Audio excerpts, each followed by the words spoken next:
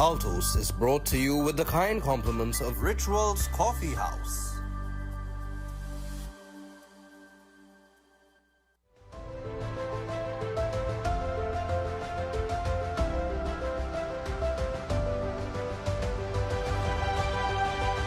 Good evening and welcome to Altos, a weekly news and current affairs program produced by the Catholic News and broadcast on Trinity TV and T&T.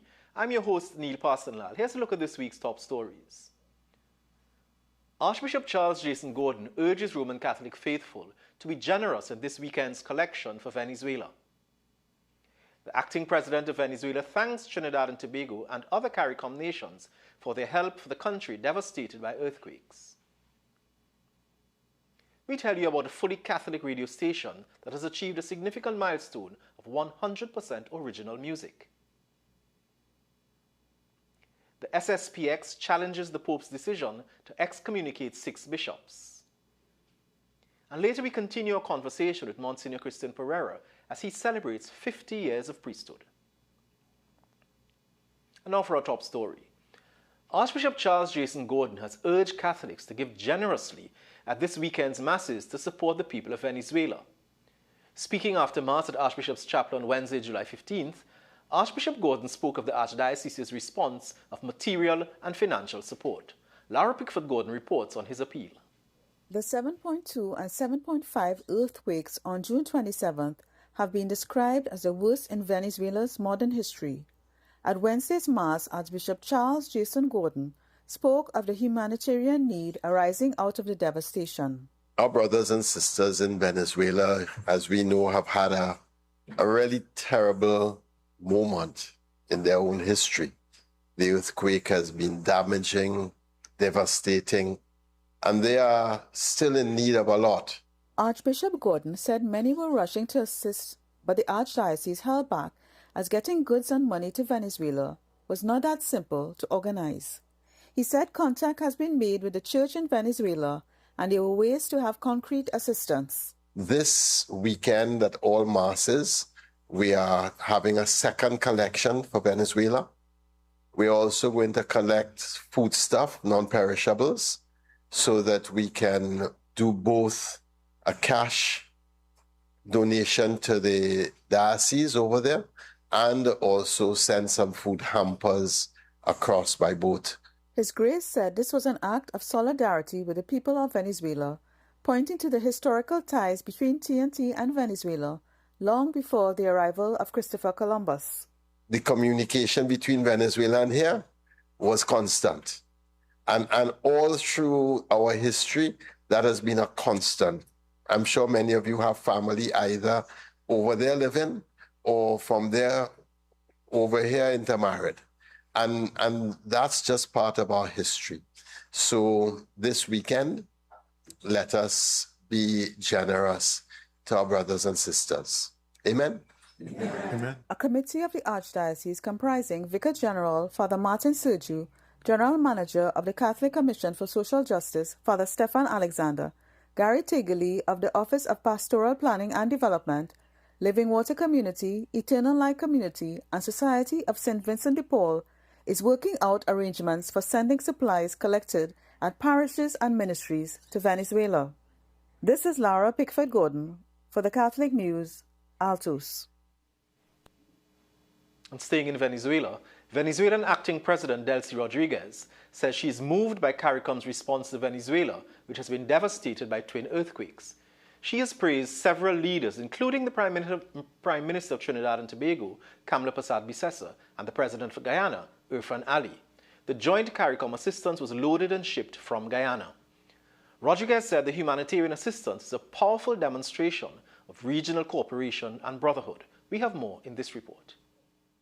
I am moved because I am among the CARICOM countries, our Caribbean neighbors who, with great effort coordinated by Guyana, have all sent aid to Venezuela.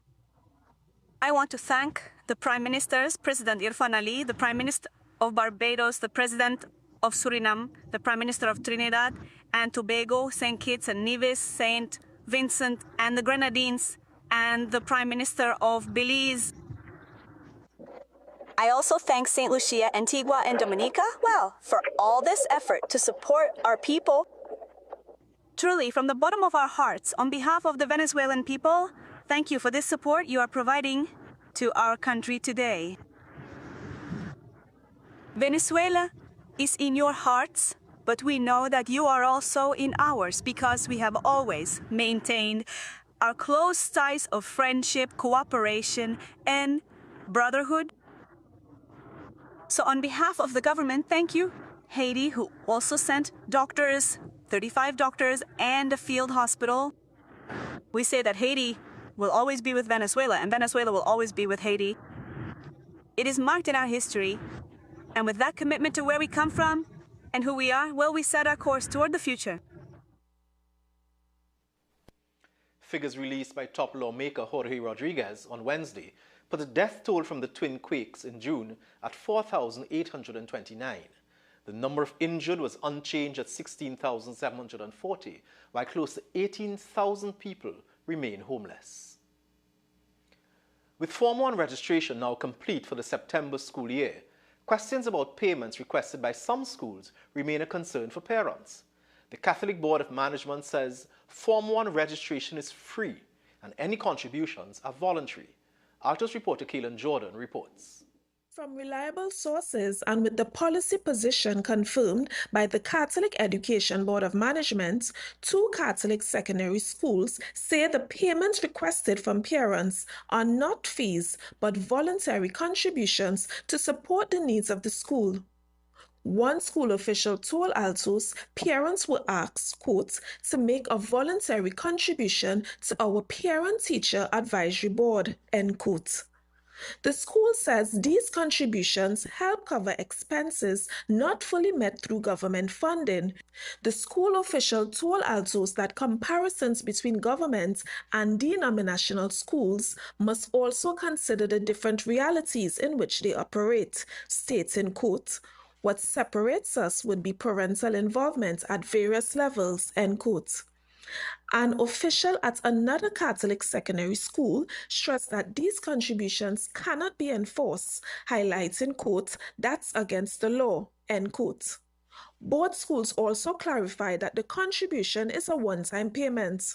One parent preparing to send her daughter into Form 1 told us that once she got clarification on how the contribution would be used, helped to ease her concerns. $1,200 fee was explained to us on the physical day of registration, and we were told by the principal that that money goes towards the upkeep of the school. So it made you feel a little bit more comfortable. It was later informed to us, however, too, that if you could not pay that $1,200 up front, you could pay it in parts by $400 per term. So that made the system feel a little bit more comfortable for me in particular, being a single parent. Speaking with Altos, the Chief Executive Officer of the Catholic Education Board of Management and Vicar for Education, Father David Khan, said the board's policy is aligned with that of the Ministry of Education. Registration into Form 1 is free, and no student should be denied admission on the basis of an inability to pay. Father Khan said while the amount requested may differ from one school to another, schools must consider the financial realities faced by families. In a 2023 media release, the Ministry of Education advised principals to, quote, desist from the practice of requesting school contributions from parents during the registration of new student cohorts, end quote. The release stated that though the Ministry of Education is fully cognizant of the fact that parent contributions to school initiatives and projects are helpful, quote, requesting donations or contributions during the registration process has had, over time, the effect of making what should be voluntary seem mandatory, end quote. We were unable to get any information on whether there has been any official change in that stated policy. I am Kaelan Jordan reporting for Catholic News, Altos. It was another edition of High Mass on the High Seas this past weekend as the Santa Rosa and Malabar cluster hosted their second praise and worship boat ride. The event drew a large crowd which included an increasing number of young people eager to take their faith beyond the church walls. Clisha Best has more. Let me see your ticket on your flag.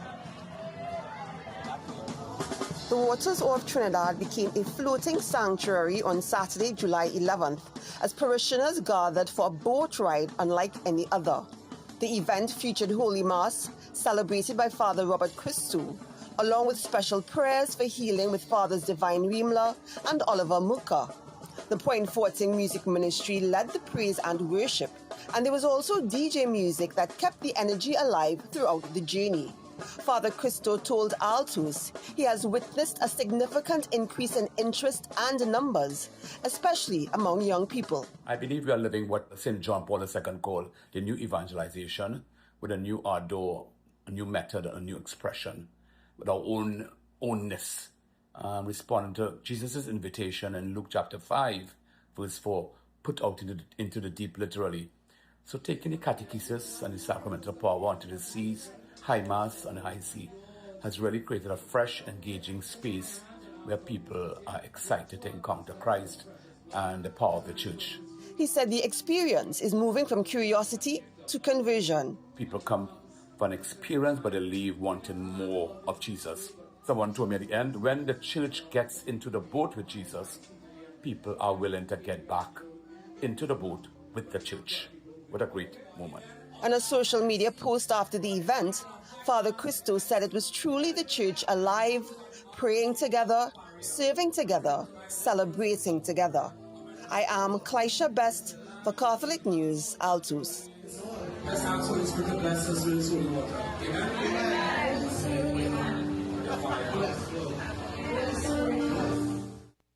Did you know there's an online local Catholic radio station? It is called Fully Catholic Radio and was founded by musician Christopher Phillips in 2011. The station recently achieved a milestone of 100% original music. Laura Pickford Gordon spoke to Phillips about how he's using his radio station for evangelization and catechesis. Christopher Phillips is a coordinator with Grace Music Ministry and started a website fullycatholic.com in 2003 after realizing many Catholics did not know the church's teachings or had a buffet-style approach to their faith. It's perfectly fine to be shacking up. I believe it's perfectly fine to be doing this. I believe it's perfectly fine to be doing that. You know, as long as I fulfill my Sunday obligations. And you hear these kind of things, and it is just not right. Catechesis is a strong area of focus for the radio station. Material from the US-based Catholic Answers on a vast array of topics is used, and he recently introduced questions from the Compendium of the Catechism of the Catholic Church. Philip started using spoken word as a way to transmit teachings. The hope is that in using all of these different methods that I think very much unconventional, I believe, but yet very what's the word? They catch you. You know, that something from it will get into the consciousness of people, or they will turn on lights in their minds and in their hearts. The daily programming consists of prayers, reflections, the Rosary, Divine Mercy Hour, apologetics, and praise and worship music in a range of genres. Phillips last Sunday announced 100% locally produced music. He credits God's grace and the tool of artificial intelligence for helping him reach this milestone. Music, including soca, is used to evangelize. All of these songs, all of the music is meant to bring listeners to literally wow people to a point. Soca music could do that kind of thing, and it would, you know, open a particular listening channel within their minds and their hearts. Alluding to the ills in society, Phillips said the ultimate aim of the radio station is to bring hearts back to God. When we look around right here in Trinidad right here in sweet Trinidad and Tobago, what we see is a result of our hearts moving away from God. What I want for this is one at a time, you know, bringing heart, one soul back to God, one at a time. This is Laura Pickford Gordon for the Catholic News, Altos. The hills of Laventille were alive once again as the faithful returned for the third Sunday in the Laventil Devotion series at Our Lady of Fatima Marian Shrine. And the message from Archbishop Charles Jason Gordon was, no matter how uncertain things feel, God's love never stops. Clisha Best has more. The third installment in the series of the Laventil Devotions was held on Sunday, July 12th, and Archbishop Charles Jason Gordon delivered a message of hope for a nation wrestling with a myriad of issues. Drawing from the gospel parable of the sower, his grace reflected on the image of seed scattered everywhere on the path, on rocks, among thorns, and on fertile soil. He explained that the sower's indiscriminate scattering reveals something about God, that his love falls on everyone, the good and the bad, regardless of how we behave. Archbishop Gordon asked the congregation, if God were to say, enough is enough, where would any of us be? Against the backdrop of national anxiety, economic strain, political tension, and uncertainty about what tomorrow might bring, His Grace offered words of consolation. Archbishop Gordon assured that God's love is still falling, still scattering, still seeking good soil. The Laventil Devotion series continues next month at the Marian Shrine. I am Clisha Best for Catholic News, Altos. It's time now for us to take a short break, and when we return, we continue our conversation with Msgr Christian Pereira. Stay with us.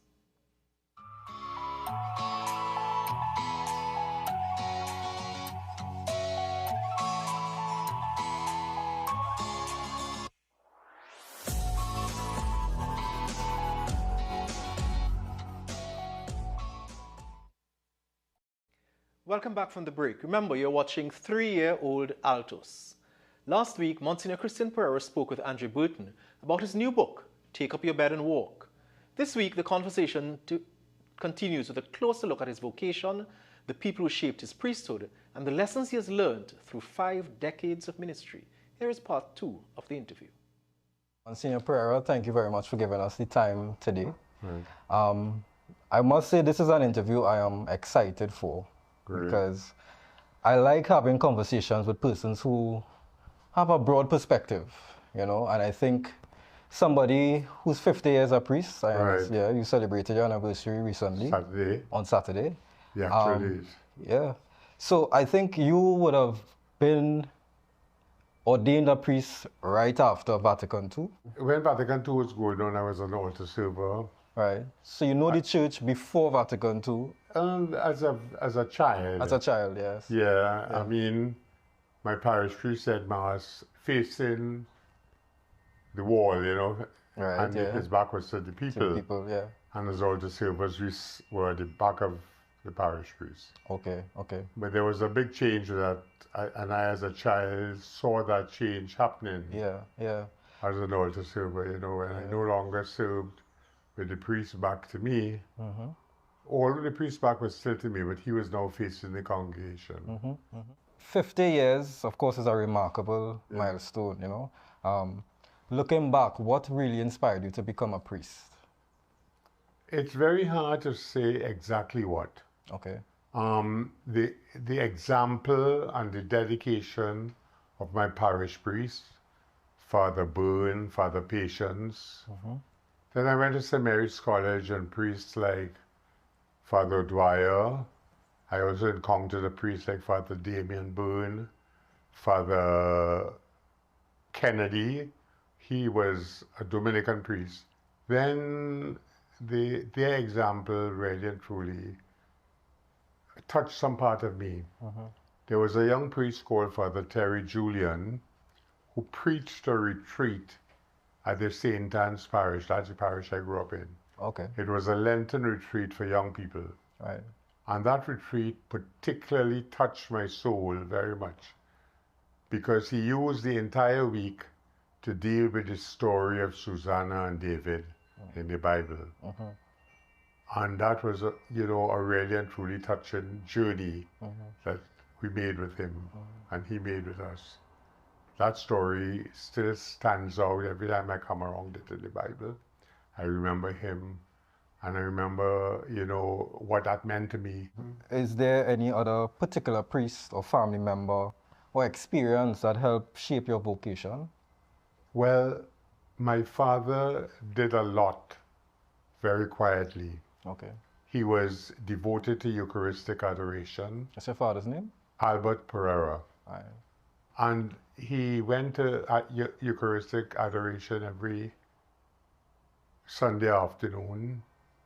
He was a lay evangelist, going to different parts of the country, speaking about the Catholic faith. Okay. He was a member of the Holy Name Sodality and the Opus Dei. Okay. He was also involved in a program called Catholic Forum on the Air. He wrote regularly in the Catholic News under the name of Roving Eye. Okay. He was Roving Eye, the columnist almost every week. Right. So quietly, my father was doing things that impacted on his children. Over the 5 decades, what moments have brought you the most joy or fulfillment, you would say? What would bring me more joy as a priest, as a parish priest, is to see my parishioners working together to achieve a goal. Right, yeah. Putting aside their individuality and melting into a commonality, a communion. Let us do this thing together.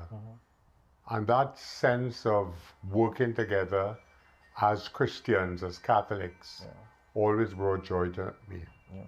Also, when I see parishioners welcoming other people, welcoming other members, people who were straight from the church. Right, yeah. And strangers come to the church, different type of strangers.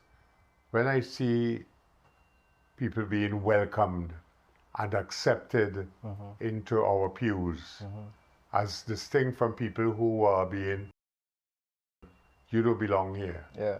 But that upsets me deeply, very deeply.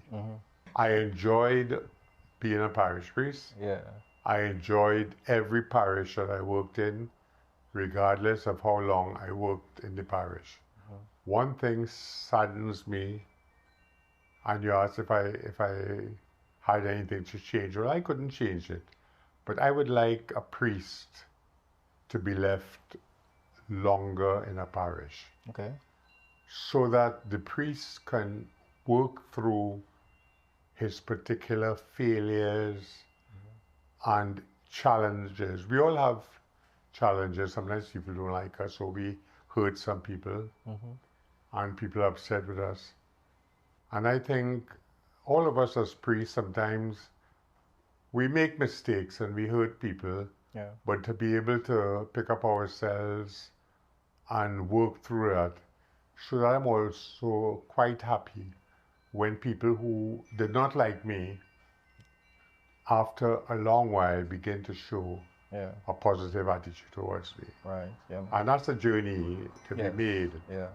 And we need to spend some time in a parish. Okay. Not because 5 or 6 people report me to the bishop, Yeah. must the bishop move me. Yeah. Yeah. Let me try to work out with these people. Understood. And heal. Looking back over your years of ministry, what has God taught you that you could never have learned in a classroom? In these retirement years, the value of suffering. Okay. You read up certain things in books about suffering, but it's only when you are flattened by suffering do you realize the grace of God sustaining you. The value of failure. Failure is important in life. Yes, yeah. And people are afraid or embarrassed by failure. Yeah. But we have to learn how to access our failures, our sufferings, our discomforts. And you only learn that by understanding what is going on while you are actually really suffering. Really being deprived. I mean, there are times during the last 3 years I was so flattened. I never thought I'd be able to get to 50 years. Yeah. And in a few weeks' time, I'll be 75 years of age. Right, yes. So again, that is another celebration. Another celebration. Yes. Well, happy birthday in advance. Thanks very much. You know, and I think the gospel is true to that. You know, the message of enduring his suffering. Yeah, and enduring. And being transformed in the resurrection. Yeah. So, Monsignor, thank you very much for your time. It was an honor. Happy to share with you and our listeners. Yes. So, thanks a lot. God bless you. All right. Take care. Take care. All right. In this Sunday's issue of the Catholic News, is there a connection between this Sunday's gospel and the fan support in the FIFA World Cup? Read the editorial, God's Harvest, Wheat, Weeds and Watch Parties. Through a friendly football match, the Samaritan Movement's Horizons program demonstrates how sport can function not merely as recreation, but as a platform for social inclusion. And Dr. Marlene says education is about far more than qualifications, it's about formation. Read her My Point of View column. Here are the clergy anniversaries for the coming week. I'm Raymond Sims, editor of the Catholic News. Thanks very much for staying with us. The Society of St. Pius X, the SSPX, has issued its formal response to the Holy See's decree of excommunication, thus initiating a process which results in the temporary suspension of the penalties of the decree. On July 11th, the Society sent a preliminary recourse to the Dicastery for the Doctrine of Faith, marking its formal response to the July 2nd decree from the Dicastery regarding the penalty of automatic excommunication incurred by the 6 SSPX bishops. News of the appeal was published on the evening of July 13th. We have more in this report. The Priestly Society of St. Pius X has filed a petition against the excommunication decree issued by the Dicastery for the Doctrine of the Faith. According to the decree, signed on July 2nd by the prefect Cardinal Fernandez, several bishops of the Society have been excommunicated. The same penalty applies to whoever, priest or lay, formally adheres to the movement. On July 13th, the Society issued a communiqué stating that they had filed an appeal in accordance with Canon 1734 and following of the Code of Canon Law. These codes regard the administrative decrees issued by church authorities. In the same statement, the Society, citing the Code of Canon Law, upholds that the excommunication is suspended until the case is settled. An appeal or recourse against judgments of a court or against decrees which impose or declare any penalty has a suspensive effect. The Society thus seeks to exercise rights recognized by the Church for any person who considers themselves to have been harmed by an administrative act. According to Vatican sources that spoke to Rome Reports, the submission of the document does not entail the annulment of the excommunication decree, although it could temporarily suspend its enforcement. The Dicastery for the Doctrine of the Faith can now modify its decree, reject the appeal, or simply not reply. If, in 30 days, a decision has not been reached, the time restrictions allow for a subsequent appeal to be made to the Apostolic Signatura.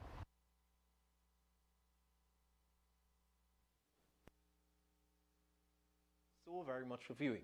Please continue to pray for Trinidad and Tobago and our neighbors in Venezuela. Continue to read your Bible and learn your faith. Last week was Telethon Week at Trinity TV.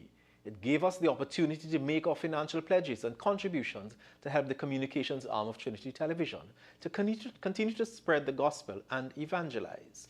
As we go, we leave you with some video of members of the Trinity TV team enjoying the music of Grace Ministries as they closed off the telethon. Enjoy, and remember, you can still contribute to this worthwhile cause. Have a safe and blessed week ahead, everyone.